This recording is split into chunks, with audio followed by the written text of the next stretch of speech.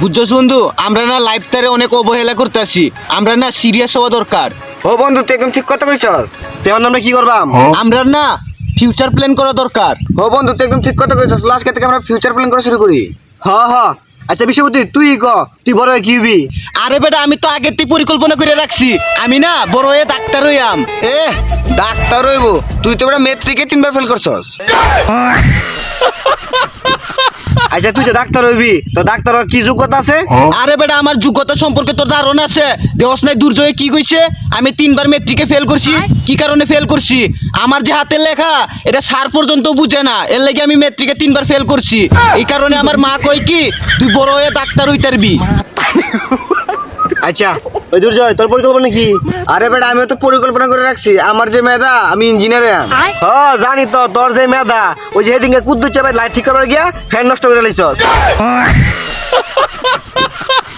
আচ্ছা তুই যে কইলে তুই বড় হয়ে কি হবে ক? अच्छा আরে বেটা আমার মাই আমার সবসময় কয় আমার নাকি অনেক সাহস আর অনেক বুদ্ধি। এর লাগি আমি ভাবছি কি আমি না পুলিশ হইয়াম। ও তোর যে সাহস, তোর সাহসের কোনো তুলনাই নাই। এর লেগে তো এই দিনকার রাইতে দেখলাম হিয়াল দেখে তুই পেন অমিত্যা দিছস। আচ্ছা যাই হোক বন্ধু, আমরা যে আইলছা আর ঠিক মতো তো আমরা পড়াশোনাই করি না। আমরা কি ভবিষ্যতে এটা হইতে পারবাম? আরে পারবাম মানে আমরা রেডি হয়ে সারবাম। এই কুত্তা তো দেয়া যায় দুর্বল, পুষ্টির অভাব, হারবাল খাওয়ার লাগবো। কেউ আল্লাহর রাস্তায় দেয়া যায়, দান করিলে মান কমে না। ওই দাদা, ওই তোর যা যা আছে সবার কর।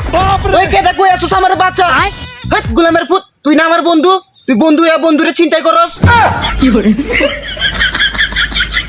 ওই কি হইছে? হেৎ তুই না পুলিশ হস, দিনে দুপুরে তুই বন্ধুরে টাকাতে করতেছস।